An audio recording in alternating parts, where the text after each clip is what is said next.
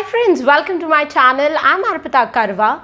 Last week I was really very busy. I've been speaking and meeting a lot of toppers of UGC NET who have qualified in the last 2 years, and I was actually asking them a lot of questions. I was curious to know what they do which others don't do, because of which they are able to qualify and others never make to the list of the toppers of UGC NET. And you will be really surprised to look at what I have found out. There are a lot of research which shows that we average human beings, we think that these toppers who are either in our universities or in our schools or who qualify any important government or competitive exam have certain different sets of skills altogether. Some of us believe that they have higher IQ than we have. Others believe that they are extremely hardworking and they have self-discipline in them. There are a lot of myths which are there in the society in regards to what a topper needs to do in order to be a topper. And now that I have spoken to and met several toppers of UGC NET, I have some proofs with me which will be ground shaking for you. So in this video, I'm going to tell you specific skills which these toppers have and which you can inbuild in yourself and can achieve really nice marks and even can make to the list of toppers in the next NET exam. And don't worry if the exam is coming near. Even if you start applying these tips from today itself, I'm telling you, you'll be surprised to see the kind of result you will be producing.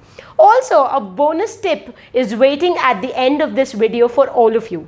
I'm pretty sure that all of you must be worried about how to prepare a timetable, a revision timetable, which can help you in the last few days of the exam. If you are facing the problem in making a timetable which never works, you most of the time design a timetable and next day you throw it in the dustbin, I can actually empathize with you, because I've been a kind of person for whom the timetable was a disaster. I could never live up to the expectations of my timetable. And when I had a word with all these toppers, I figured out that there's a very different method in which they make the timetable. So in this video towards the end, I'm going to share that very method of making a timetable so that you can stick to it for a longer period of time. So let's get started. The first myth that I would like you to break before you start your preparation for the next NET exam is that we all tend to somewhere or the other feel in our mind that toppers are above average IQ people. We always try to overestimate the importance of IQ. When I was speaking to all these toppers, I found out that almost all of them reported that they are average IQ people. But what made them toppers is not their IQ, their self-discipline, they were self-motivated, and the resilience. These three factors actually helped them to top the exam. So always understand the fact that people who are low on IQ can also make it to the toppers list if they have in themselves self-discipline, they are self-motivated, and they have resilience. So there was a very nice study that happened in University of Pennsylvania where the researchers said that self-discipline triumphs IQ almost all the times. So if you keep on thinking that you are a below average person, below IQ person, and you want to clear a particular exam, you will keep on telling yourself that I can never make it because I'm low on IQ, I'm not so brilliant, and you keep on feeding yourself these beliefs, because of which you never feel like working up hard for it, because you think that that's a non-achievable thing for you. So make sure that you tell yourself today itself that we should not overestimate the importance of IQ. The second important tip that I would like to give all of you who want to become a topper in the NET exam is that don't just aim to work hard. I know you must be surprised, Arpita is the one who always keep on telling us to work hard, and today she's saying don't just aim to work hard. Let me clear this doubt. I've been speaking this line in a few of my motivational seminars and these leadership workshops that I take up, and whenever I say this, I find that all the people who are in the audience, they have their eyes wide open and they have this small smile on their face. They I feel as if they're only listening to don't work hard. They're not listening to the entire phase. That is, don't just aim to work hard. That's the entire phrase. Don't just aim to work hard. Now, what I meant by this is that, have you seen this in your life, that there are people who work equally hard as you work, but you always end up getting bad scores? I have seen it in my life. There were a few students who were in my class who were working as hard as I was working, yet they always complained that they got worse grades. I was always surprised to figure out that what is the reason behind getting worse grades. And then one day I came across a very powerful line by Michael Jordan, one of my favorite athletes. And he said that if you have got 10,000 balls and you have got one bad technique, all you're gonna do is to become good at shooting badly. It's a very powerful line. What he meant in this line is that अगर आपके पास एक गलत technique है और आप उसी technique से बार बार एक काम कर रहे हो, सो आप उस टेक्निक में माहिर हो जाओगे, बट आपको ये समझना ज़रूरी है कि टेक्निक ही गलत है. So don't just aim to work hard actually means that आपको देखना है कि जो हार्ड वर्क आप कर रहे हो, is it actually in the right direction? Are you actually doing the right things?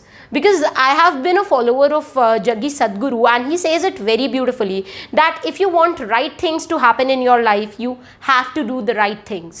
Do the right things, only then the right things are going to happen to you. If you're doing wrong things, if you're not applying right techniques, you can't expect right results. So आप check करिए कि अगर आप बहुत hard work करते हैं and still you're not able to get good marks, technique में कहाँ गड़बड़ है. There's a video that I've shared on YouTube about how to score maximum marks in your BA and MA exams. And in that video, I've actually given you a strategy, a technique to rightly present your answers. Most of the students write a 6 or 7 page answer and still they get like 6 or 8 out of 20, and there are students who write 6 or 7 page answers and get 18 or 17 marks out of 20. What's the difference? Both of them are working hard, but the difference is in the right strategy. Today I'm going to showcase in front of you a very important statistical data when it comes to doing right things, and what toppers do which we fail to look at and we fail to apply in our study routine. Now, if you look at the graph which is given right next to me, you will figure out that there are different kind of activities that students do just a week before their exams. If you look at the graph, you will figure out that there are few people who are actually reading the text or reading the notes over and over again, and it's a very big percentage. 56% students keep on reading and rereading the data before the exam or a week before the exam. There are others who are actually trying to rewrite the notes so that they can learn better. So some people learn when they write it again and again. There are people who are trying to cram the notes. So if you look at different people, you will figure out that there is a very small percentage, 11% people who are actually doing practice test, who are actually doing mock test. Rest everybody, if you look at in the table, you will find out that all of them are actually trying to remember the information in some or the other manner. 76% of the people are directly engaged in memorizing or trying to tell themselves that I should not forget. So they are keep on revising it again and again. Let me tell you very strictly here that why do we do that? Why do we mug up things? Why do we cram before the day of the exam? You must have seen that while you were going for your board exam, a lot of students would be mugging up just before the exam bell goes on. It is because the biggest fear that we have when we sit for an exam is that what if I forget something? So in order to calm that down, we try to revise and revise before the exam. But then these are not the people who are going to top the exam, who are going to become the toppers. Exam, we must understand, is not a test of memory. They are not trying to see how much we can recall. They are there to tell us or to check that what we do with what we remember. What do we do with what we remember? And that is where mock tests come into play. Because when you do mock test before the exam, you will find out that how are you applying the concept and getting the results. There are people who would mug up books, but still they are not able to solve very simple MCQs. That is because they've never practiced that.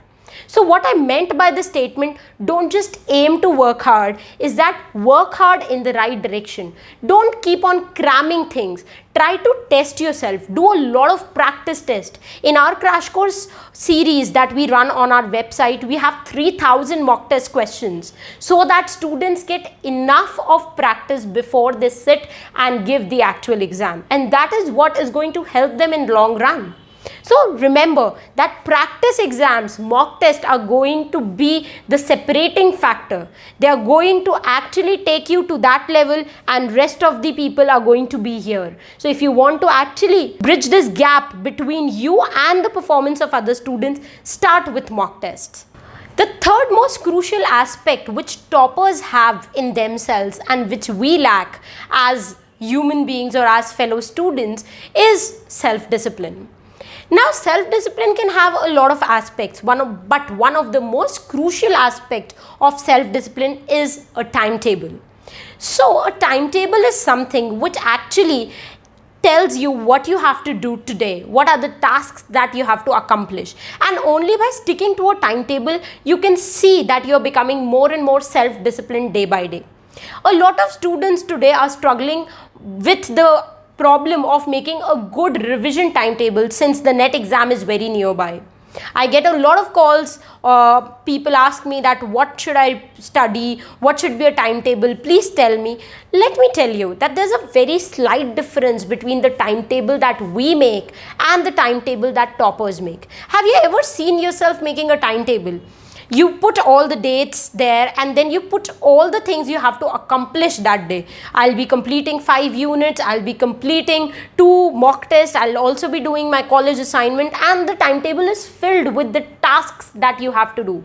And if you look at the timetable, there's this thing missing, because of which you feel like throwing that timetable, and that timetable never works. Even if you have made a very fashionable timetable with all those colors and it is there in front of your study table. On the other hand, have you ever observed a topper making a timetable? Because I have done so. If I look at the toppers, I find that their timetable has an element which our timetable doesn't. And what is that element? When they write all the things that they have to accomplish, they also write the things that they would be doing just because they want to feel good about themselves. So we all have our hobbies, interests, we all love to do something. We fail to put that in our timetable, and because that happiness is missing from our timetable, we don't feel like working on that timetable. When I was talking to all these great toppers, they told me that even if they have a very hectic study schedule, they would deliberately put a 1-hour entertainment slot in their timetable, where if a person likes music, he'll be listening to music. If a person loves shopping, he might put that I'll be visiting this particular showroom today and I'm going to just go for some simple window shopping. Or if there's a person who has this sports kida inside him, he's going to watch his favorite match tonight after he completes his daily task. Person who loves to watch TV shows and movies, he might put a slot where he's going to give himself a 1-hour TV break. So if you look at the timetable of a topper, he actually puts in things which he loves. And when you do things you love, you feel so good, so happy, so motivated that that energy even radiates in your work, in what you do, in what you study. So don't make a study schedule which is extremely boring, because if it is boring, it is not going to last long. Also, if it is boring, you're not going to retain a lot of information. If you're happy, you can memorize a 20-page answer in half an hour. If you are bored, you might take ages to learn that answer. So make sure you're happy, motivated, you give yourself small study breaks where you do what you love. And that is how you're going to get good marks in your NET exam. So I wish you all the best for the upcoming NET exam. I hope that the 3 tips that I've given in this video are going to be game changers in your preparation. Also, make sure that you go to my website and check out the crash course that we are giving to our students. You also get to see all the previous year papers on my website.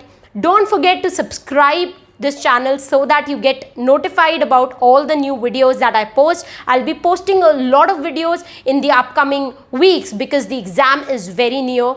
At the same time, please like and share this video with all the NET aspirants who are struggling with their preparation. Comment below and tell me what is bothering you in your study routine so that I can make a video and give you my advice and you can get over that issue. So I wish you all the best from the entire team of arpitakarwa.com. That's it for this video lecture. We'll meet very soon in the next video lecture. Till the time we meet next, happy learning, keep loving literature and stay tuned to arpitakarwa.com.